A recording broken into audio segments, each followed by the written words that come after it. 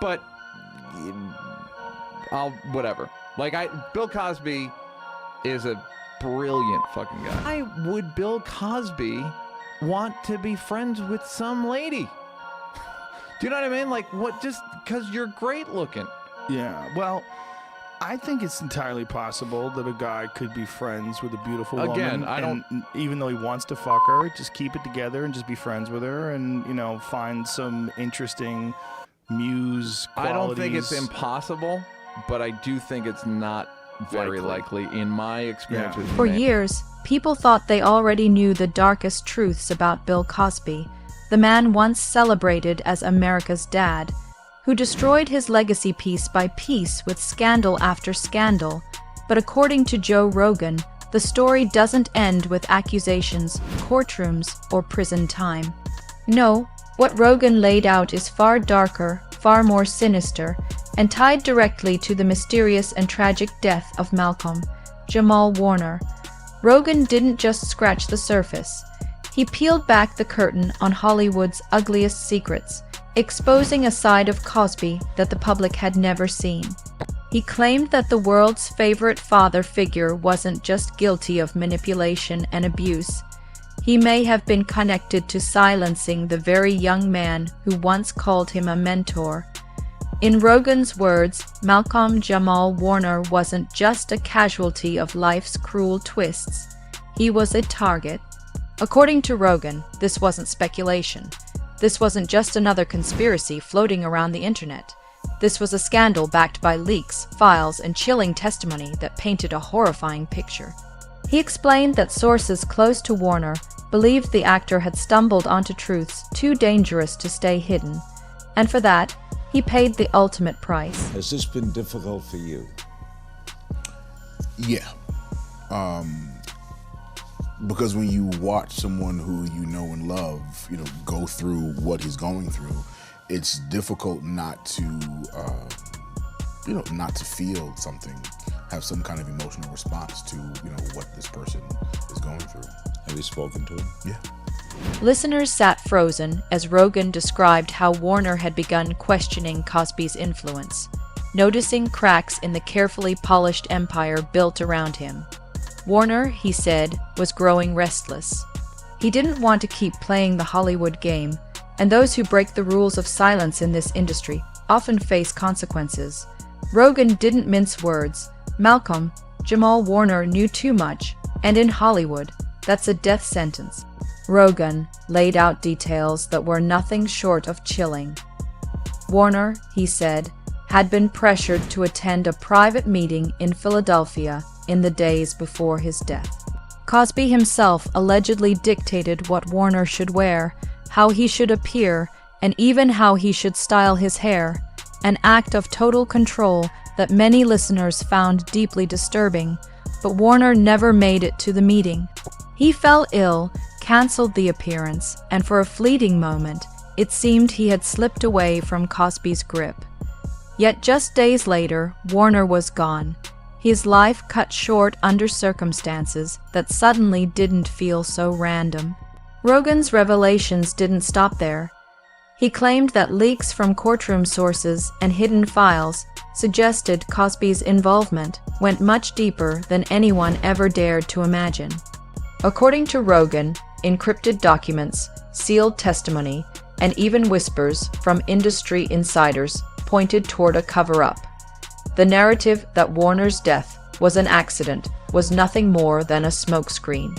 The podcast audience was stunned as Rogan walked them through the disturbing evidence. Encrypted emails, phone transcripts, and confidential leaks that tied Warner's death to Cosby's desperate attempt to keep his empire from collapsing.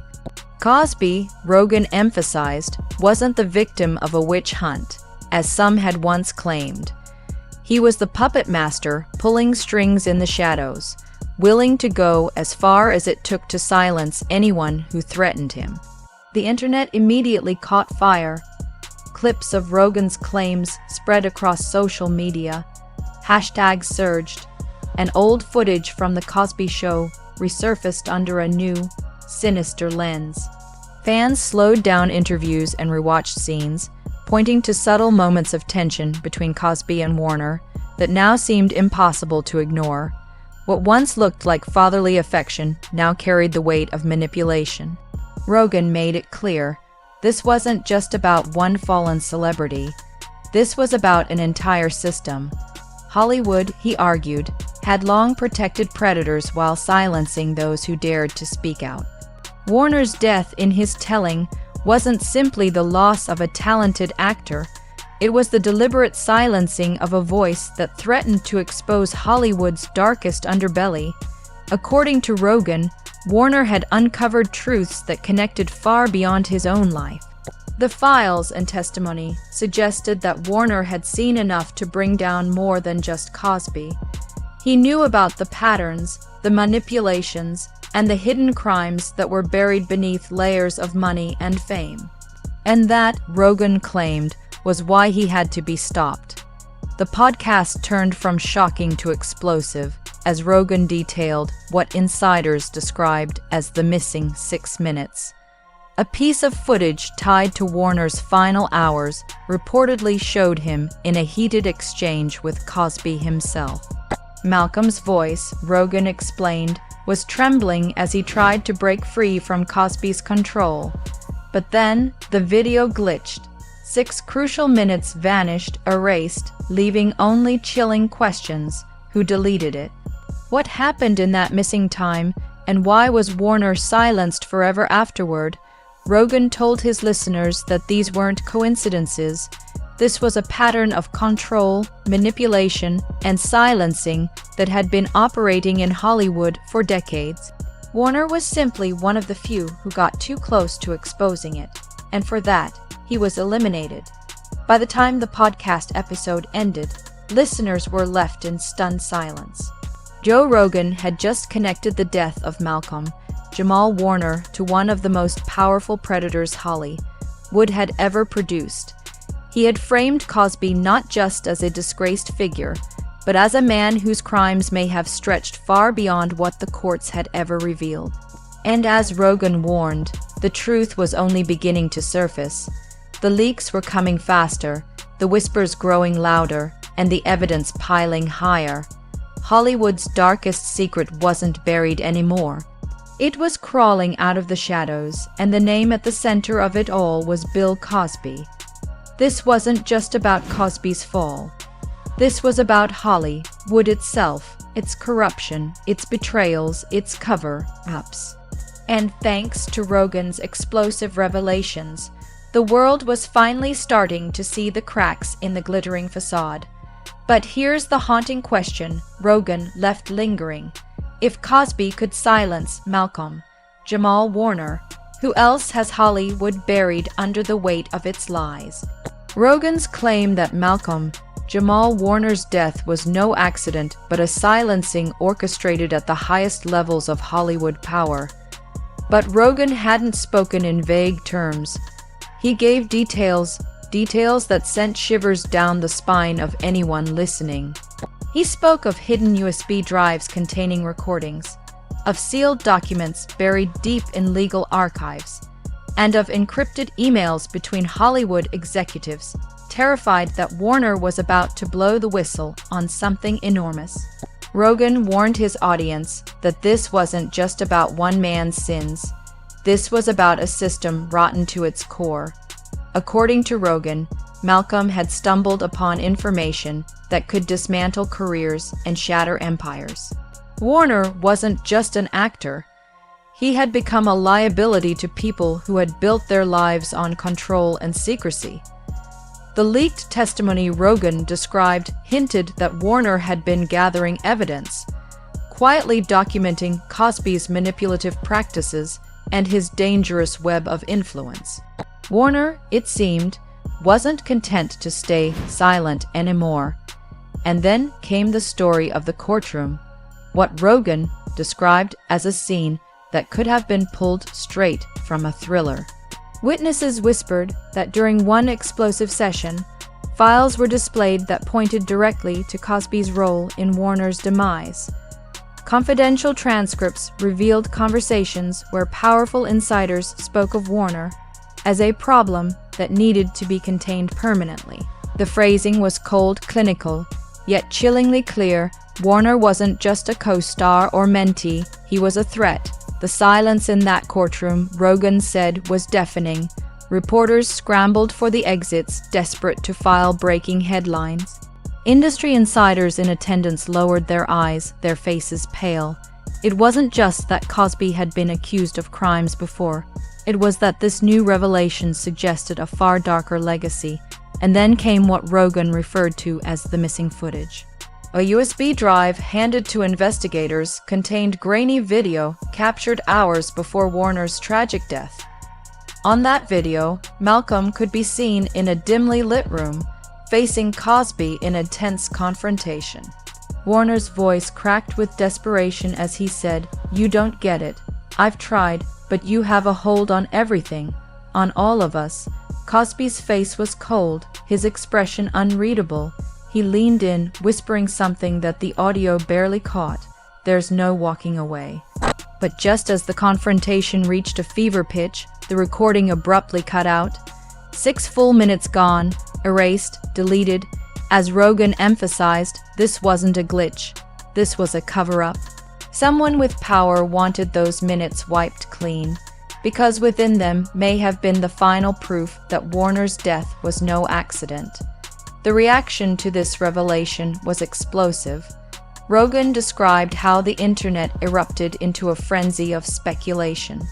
Who erased the footage? Was it someone inside the court, a Hollywood fixer, or could it have been Cosby himself, pulling strings even as his empire crumbled? The questions were endless, but the implications were horrifying. From there, Rogan's voice carried a tone of urgency. He explained that Warner's mother, devastated and relentless, had allegedly turned over files that could bring Hollywood to its knees. These weren't rumors. These were encrypted documents, bank transfers, text messages, and call records pointing to payments made in the weeks leading up to Warner's death. One transfer, Rogan revealed, was a staggering $500,000, labeled innocently as consulting fees. But consulting for what? To silence Warner, to erase the evidence, the audience could only imagine. Listeners described feeling chills as Rogan painted the scene. Malcolm wasn't just silenced, he was strategically eliminated, and the paper trail was beginning to surface. Hollywood, Rogan declared, was never going to be the same, and the fallout didn't stop with Cosby. Rogan noted that other names were starting to surface. Whispers of actors, producers, and executives tied to the same shadowy web began circulating online. Warner's death, it seemed, was just one thread in a much larger tapestry of manipulation and cover-ups. Celebrities who had once praised Cosby's influence suddenly fell silent, their social media accounts eerily quiet as if waiting for the storm to pass. But it was too late. The storm had already arrived. Rogan explained that what made this moment so terrifying was not just the allegations, but the proof that someone had tried desperately to erase it all. Encrypted files hinted at meetings where Warner's name was brought up alongside words like containment and permanent solution. These weren't the phrases of an innocent industry, they were the language of power and control. And then came the image that Rogan's listeners said they couldn't shake. A witness had described Warner in those final days as haunted, looking over his shoulder, convinced that Cosby's reach extended far beyond the spotlight. Warner knew he was in danger. He knew the walls were closing in, and he tried one last time to fight back. But as Rogan told his audience, the system was bigger than him. Hollywood's machine of silence chewed him up and spit him out. His death wasn't an accident. It was the inevitable outcome of a man who dared to challenge the empire. By the end of Section 2, the narrative had shifted from shocking revelation to undeniable horror. The idea that Cosby, once the face of America's most beloved sitcom, had orchestrated or been involved in Warner's death was no longer whispered in shadows. It was shouted across platforms, dissected in threads, and debated by millions. Rogan had taken the unthinkable and thrust it into the spotlight. The courtroom was in chaos, Hollywood was in panic, and the world was left wondering just how deep the rot really went. If Cosby could manipulate, silence, and allegedly eliminate Warner, who else had fallen victim? And who else was involved in covering it up? Joe Rogan's podcast had cracked open the door. What lay on the other side was nothing short of terrifying. Rogan's expose was nothing less than a nuclear blast. By now, the world wasn't just listening to his podcast. They were hanging on every word, replaying the clips and scouring the internet for every shred of leaked information. The storm was no longer confined to the courtroom. It was everywhere, from primetime news anchors to late-night comedians who, for once, weren't laughing. Rogan began this final chapter with a warning to his audience. What you're about to hear isn't speculation, it's evidence. And with that, the narrative shifted from rumor to undeniable proof. He spoke of encrypted USB drives surfacing in anonymous leaks, each one containing documents that made it impossible to dismiss Warner's death as anything but premeditated. One file contained audio recordings of tense conversations between Hollywood executives. In one chilling clip, a male voice could be heard saying, "If Warner keeps digging, we'll have no choice. Containment is the only option." The word containment echoed across social media platforms like a death knell. Its cold precision suggesting a well-oiled machine designed to protect the powerful at any cost. Another leak revealed payment records, vast sums moved between shadow accounts, routed through shell companies, and hidden behind layers of legal jargon. But when stripped down, the truth was clear. These were payouts, hush money, the currency of silence. Warner wasn't just inconvenient, he was expensive, and silencing him was cheaper than letting him talk. Rogan's podcast described the chain reaction. Former industry insiders, emboldened by the chaos, began to step forward. Retired producers, forgotten assistants, and even one former studio executive all hinted at the same thing. Warner had known too much. He had stumbled upon secrets about Cosby's manipulations and the dark undercurrents of Hollywood, and for that, he had been marked. And then, the real bombshell. Rogan told listeners that Warner's final words had been recovered from his phone, an audio note recorded just days before his death. His voice, weary but resolute, filled the podcast feed. If you're hearing this, then you know what happened wasn't an accident. Cosby has power more than anyone wants to admit. I've tried to fight it, but I know what's coming. Just don't let them bury the truth. The impact was immediate.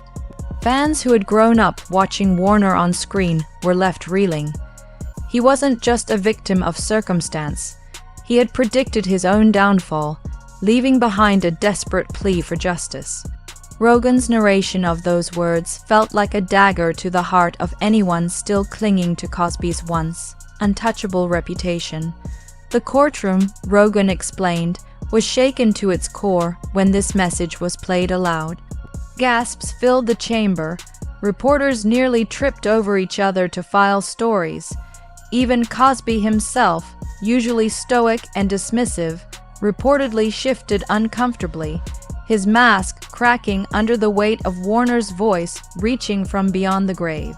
But Rogan wasn't done. He revealed that the second USB drive Pamela Warner had allegedly presented contained surveillance footage, this time unedited, unglitched, and horrifying in its clarity. In it, Warner was seen confronting Cosby directly, demanding answers. His body language was tense, his voice shaking with anger. Cosby, calm and chilling, leaned in and muttered, "You don't walk away from me, not now, not ever." The footage ended abruptly, but not before capturing Warner's last visible moments alive. The implication was undeniable. Hollywood's veneer shattered instantly. A storm of resignations, frantic press releases, and hastily canceled projects followed. Studios scrambled to distance themselves from anyone remotely connected to Cosby. Celebrities who had once spoken glowingly of him now rushed to denounce him, their voices blending into the deafening roar of outrage. Rogan's podcast made it clear, this wasn't just about Warner, Cosby, or a single courtroom trial. This was about Hollywood's dark underbelly finally being dragged into the light. The system of power and silence that had shielded predators for decades was exposed, and the public wasn't about to let it slip back into the shadows. As the leaks piled up, conspiracy theories flourished, but even skeptics couldn't deny the evidence mounting against Cosby. Screenshots of emails, anonymous whistleblower testimonies, and financial trails all pointed in the same direction. Warner had been silenced because he dared to expose the truth. Rogan closed his podcast episode with words that have since been quoted across headlines. This isn't about celebrity drama. It's about justice. And if Malcolm-Jamal Warner's death was orchestrated, then every single person involved must be held accountable. The truth doesn't stay buried forever. The fallout was seismic. Hashtags flooded the internet. #Justice for Malcolm, #Cosby exposed, #Holly would cover up. News cycles ran non-stop coverage, while fans around the world organized digital vigils in Warner's memory. Candlelight gatherings popped up outside major studios, demanding accountability not only for Warner, but for every victim silenced by Hollywood's shadow games. The FBI, according to sources Rogan cited, had already begun looking into the leaks. Investigations were expanding, subpoenas were being drafted, and doors that had long been locked in Hollywood's gilded towers were beginning to crack open. And yet, amid the chaos, Rogan warned of one last truth. This was likely only the beginning. If Warner's case had revealed this much rot beneath the surface, how many more names, how many more victims were waiting to be uncovered? For years, Bill Cosby had been painted as America's dad. But in the wake of Rogan's expose, the mask was gone, replaced by a chilling portrait of power abused, of legacies destroyed, and of a system complicit in silence. Malcolm-Jamal Warner's death was no longer seen as a tragic accident. It was a symbol, a rallying cry, a reminder that the truth, no matter how buried, eventually claws its way to the surface. And thanks to Rogan's relentless voice echoing through the airwaves, the world was finally listening.